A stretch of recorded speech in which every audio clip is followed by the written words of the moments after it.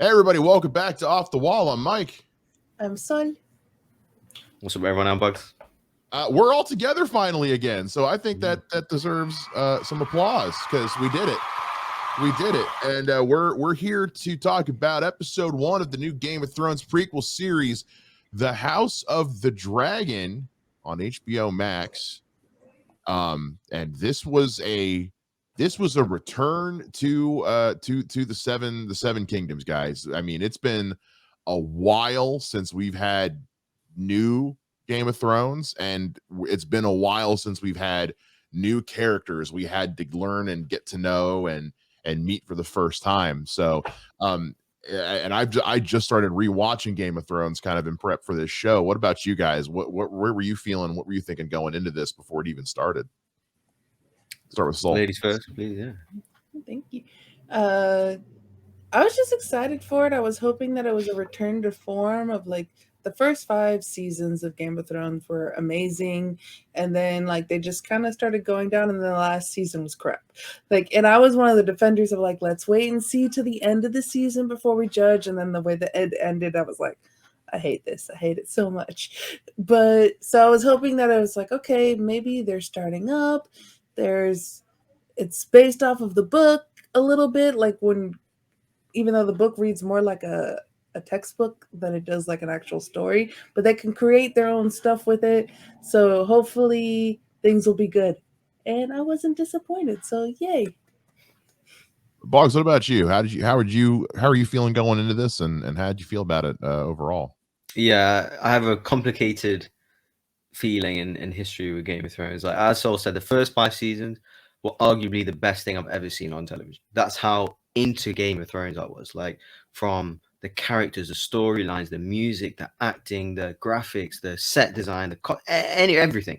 Absolutely adored it and loved it. But then season 6, I didn't love season 6, and then season 7, which is outright horrible in my opinion. Like what they done to the story and characters, and I realized during the season that like I wasn't gonna like it. I think it was called the Long Night, when they have the final battle with the White Walkers and stuff. Yeah. Or whatever it's called. The episode. I don't know. I Like, couldn't actually see it. Exactly. I knew from that episode that they weren't going to get the ending right, because you can't see anything throughout the whole episode. And like they're messing it up. This should be one of the best things in television history, and it's just weird. So I knew from there they weren't going to do the landing. And since then, it's ruined my rewatchability of Game of Thrones. Like I haven't watched it back since, in terms of the rewatch. Because I used to rewatch it before every series came out. Same. But now I just can't, because I'm dreading watching season 7 again. So. Overall, I was not looking forward to this at all, because it left us off in a bad taste, in a bad way. So reluctantly watched, I'd say. Wasn't too interested from the trailers either. Some okay casting, I thought, but I was always going to give it a try because of my pure passion and love for, let's say, the first 5, even 6 seasons, I guess. But yeah, that's where I was at. I was absolutely expecting and kind of looking forward to ripping the show apart, to be honest, like I did with season 7. But yeah, that's where I was, basically. Like, to answer your question. Yeah, I think you mean season 8. Season 8 was the last one. Right.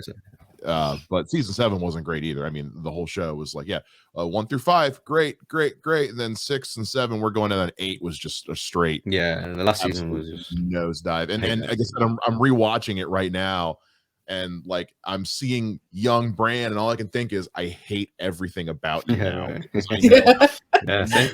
I didn't like it. It's like how I Met Your Mother. When you find out how I Met Your Mother ends and you try to rewatch, it's like, no, because I know where this is going. But yeah, going into this, I was lukewarm on it. I was interested, curious, I guess, more than anything else. I love Matt Smith from, I loved him in Doctor Who. Olivia Cook, I think I like, and Risa fans I like, but there was nobody making me go like I wasn't dying to see any of these people like in Game of Thrones. And poor Matt Smith just can't catch a break with Morbius. But I was curious. You put the Game of Thrones title on it, and I was like, okay, I will give it a shot. 5 out of 8 seasons, you know, is not exactly a passing grade, but there's enough goodwill there that I'm like, okay, and it's a different team of people for the most part. And then 5 seasons are like 10 out of 10. Yeah. So, Oh yeah. It's Yeah. 5 perfect scores in a row. Mm-hmm. You've earned enough goodwill with me that I'll give it a shot. And I will say, this first episode's a lot. I mean, it's a lot. There's a lot of, we're doing kind of like we did with season 1 of Game of Thrones. It's a lot of learning, a lot of names, a lot of new people, a lot of things. But I think for a first episode of this new show, I mean, I was in. By the time it ended, I was locked in. And I said this on Twitter, and I'll say it again. And Matt Smith is an amazing actor. And he, I think, is going to make what I think is going to be a very compelling villain, because we're getting to see a side of his acting we haven't really seen much of, and I'm really curious to see what he does with this. Were there any other standouts for you guys? Bogz, was there anybody who stood out for you? Yeah, my overall thought on the episode, that it was okay. Like, I was surprised. It was better than I thought it'd be. It definitely feels like Game of Thrones, like from the sets, from the locations, the way it's shot, the music, everyone's kind of costume design, the art design, the music, obviously the callback references, the same themes. I felt like I was in the dragons. I mean, I thought the CG was fine, to be honest, and just Westeros looked like Westeros, and all the familiar titles and stuff. I felt like it was a prequel of Game of Thrones. So on that part, I was like, okay, I was again pleasantly surprised. The episode is hit and miss for me.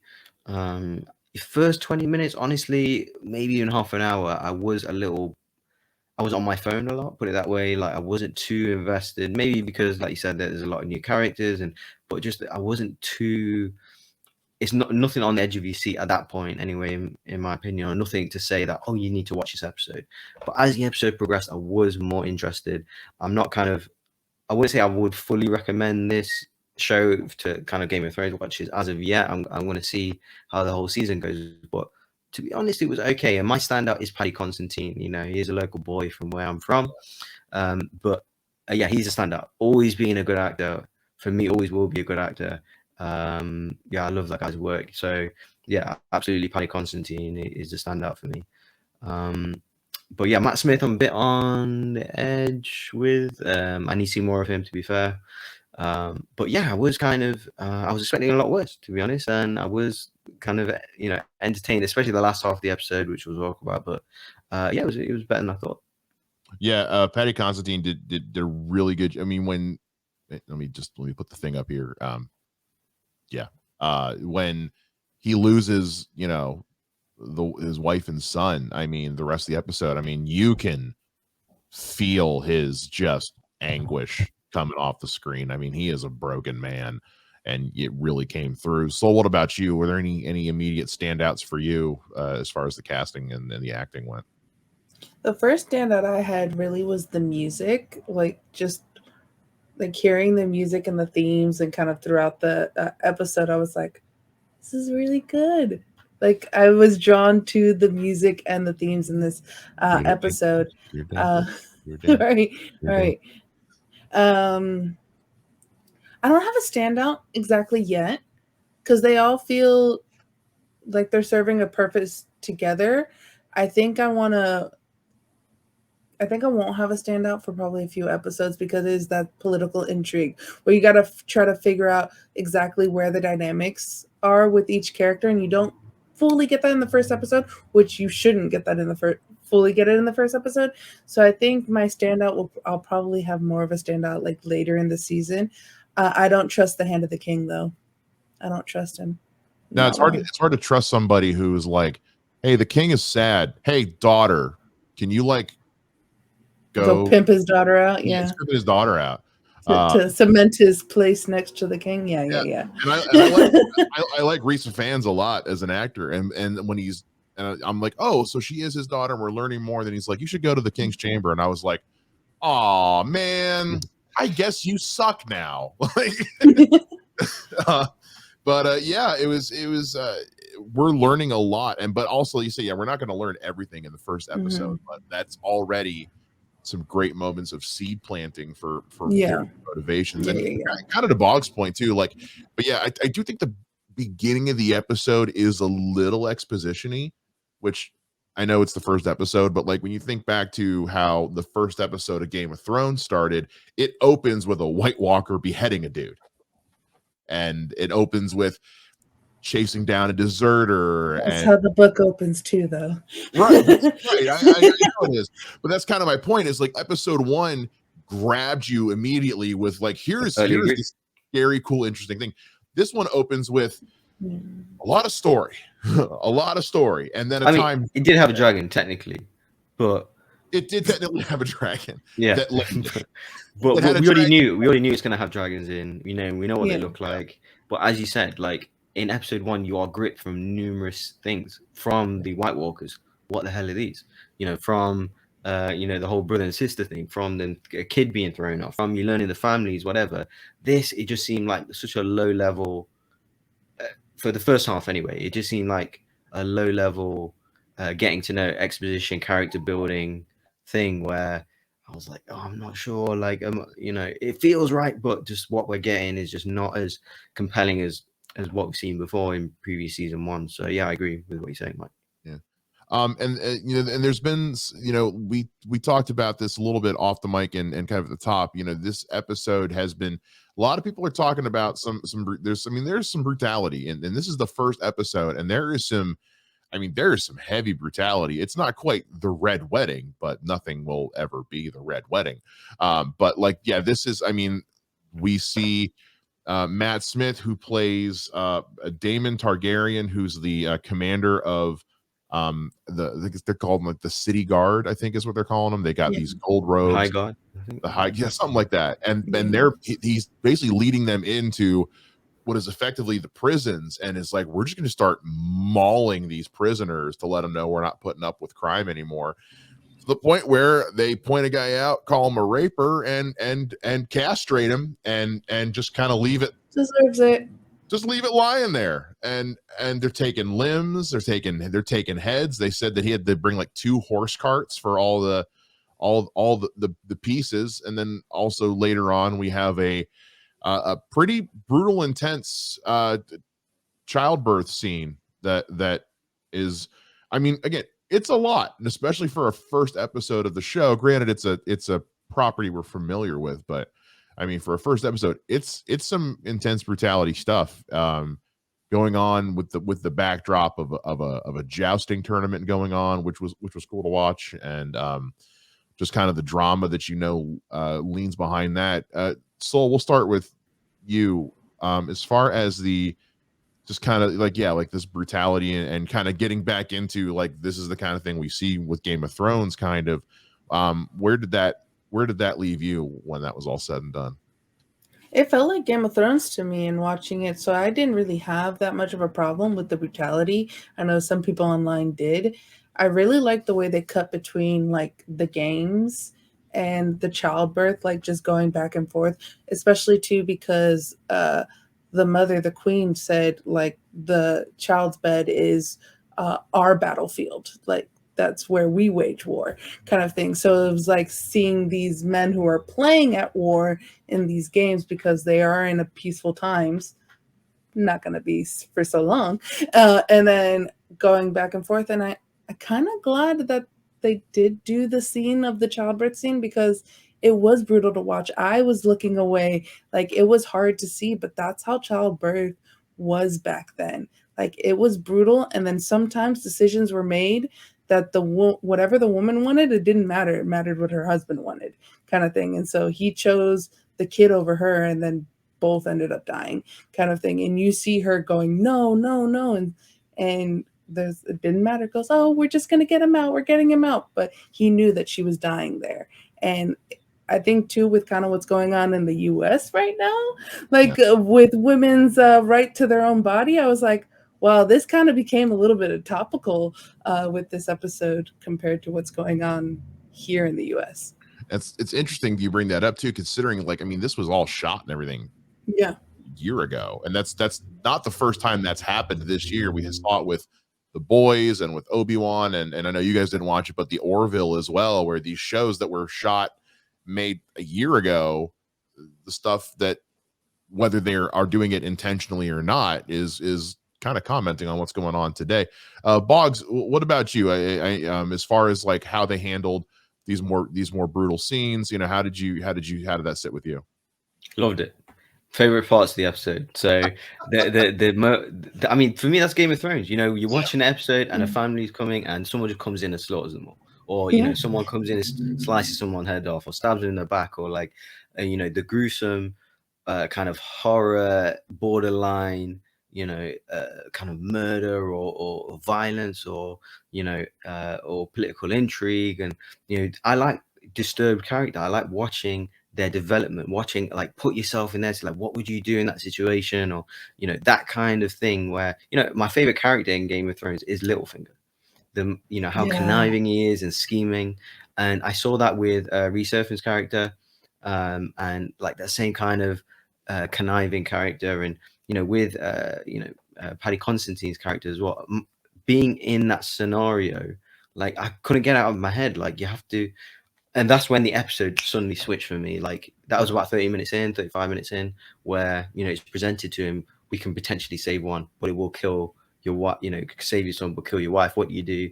He chooses, and they both die. You have your dead son in one hand and your dead wife in the other hand. And, like, it's crazy. Yeah, and it's pure Game of Thrones, and I love it. And, if you have an issue with it on Twitter, great, good for you. I mean, Twitter's not real life, so who cares? If it gets 10,000 likes, it actually doesn't mean anything in reality. Yeah, some data person might look at it, at HBO or whatever, but who cares?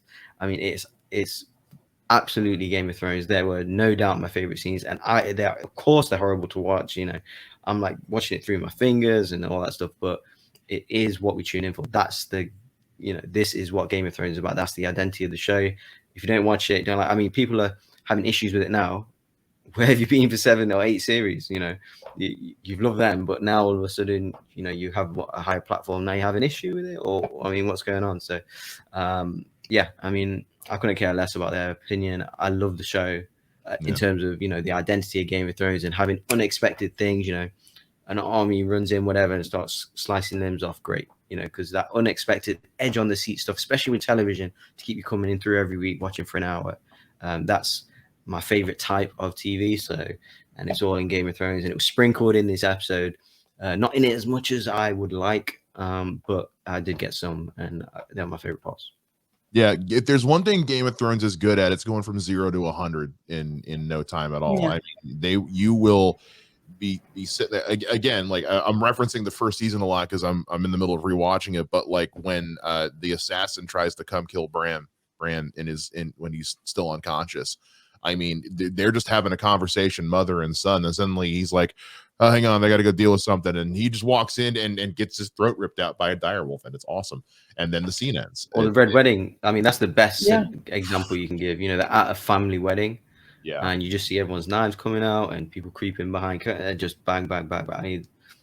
That's like one of the best scenes in all television. And, if that happened, if that happened today, these same people would be saying the same thing. So, and in that too, like, a pregnant woman gets stabbed in her stomach. Horrible. I had nightmares about that for weeks. Oh, I still do. But I still love that episode. It's one of the best episodes in television history, as far as I'm concerned. But it still hits you. But I'm not gonna protest about it, because I'm one of the people that want to see it. So, in terms of the edge on the seat stuff, context, I think, is also important too, because none of this stuff is shown to be like a good thing. Yeah, like Matt Smith's character, Damon does these things, and then the next scene is the king in the king's hand saying, "What the hell were you doing?"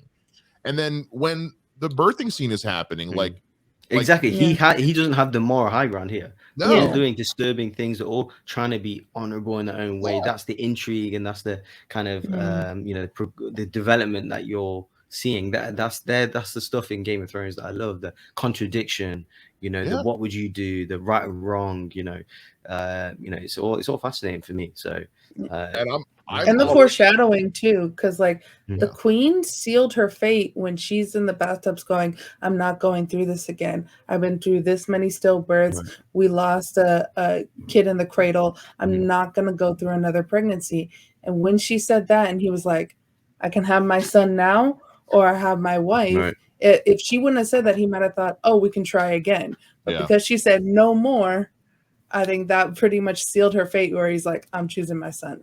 And I think we're going to see two things. I think we're going to see happen throughout this season, and this is just me making, blind predictions, but I think we're going to see him wrestling with his decision for a while. I think that's going to haunt him. Sure. And I think at some point, Rhaenyra, is that? I think so. I the think one that he names as the heir.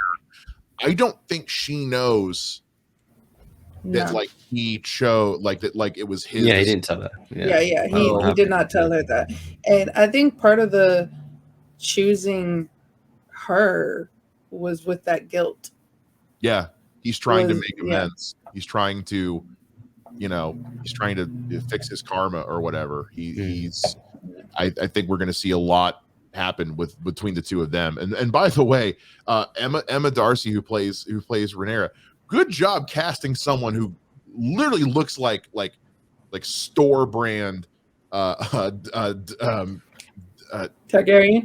Thank you. Yes. Well, she looks like Emilia Clarke, kinda. Her resemblance to Emilia Clarke is actually almost kind of weird. But yeah, no, they've got that Targaryen look down. I mean, Matt Smith too. I mean, there's a couple times I was kind of he almost looks like Legolas. You give him pointy ears, it looks like an elf in Lord of the Rings. Yeah, it did remind me of Daenerys' brother. In the first first season, a little bit, just this is the guy. Look, that's how they look like. Because Paddy Considine is playing Viserys the First. Yeah, he's the one that her brother is named after, because he was Daenerys the Third. Viserys, yeah, something like that. Second or third, yeah. So, and we get that moment at the end where he basically says there was this prophecy, this vision of Game of Thrones, Winter's coming, whatever. Yeah. He's talking about all that, and the whole there needs to be a Targaryen on the throne. So again, it's just we're setting up that this is still the same world, but this is also a new story. Yeah. There's more room to kind of play with it, and all in all, I mean, if I had any big criticisms, I think the main thing would be there were sometimes the CGI looked kind of rough, particularly some of the sweeping shots of King's Landing. It was a little it looks a little copy paste of some of the buildings, but the cinematography was, I could see everything. So already big ups. So I think that it's going to be fun getting to know some new characters again, and getting to know just because this is a different King's Landing in Westeros than we had in Game of Thrones. It looks a bit cleaner. It looks more just a nice place to live. It was things weren't all bad, as opposed to Game of Thrones was seems like everyone is just dirty and life just kind of sucks. But we also haven't seen a lot of this world. Also, the Iron Throne looks billion extra swords. It looks like how it's described in the book, because in the book, there's just swords everywhere, and it looked, when you see it in the show of Game of Thrones, you're like, oh, it's in the book, you thinking this thing is cutting you every day, because the reason why it's made out of swords is so no king sits easy. Yeah.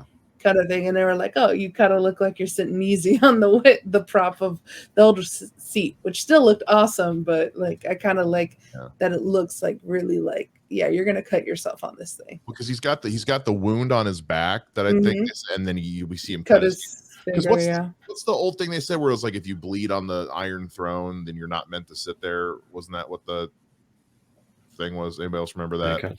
I heard that somewhere.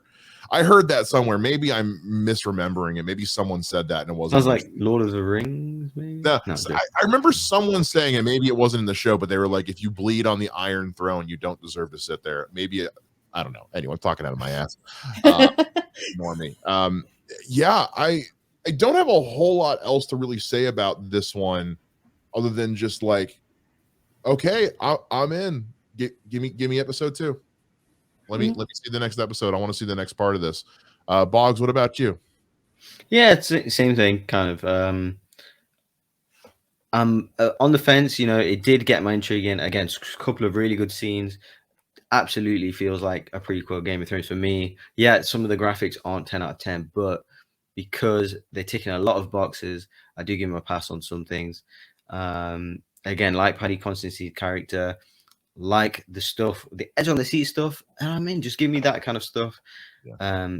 Plot themes or surprising developments in the story, twists and turns, love all that. So that's pure Game of Thrones to me.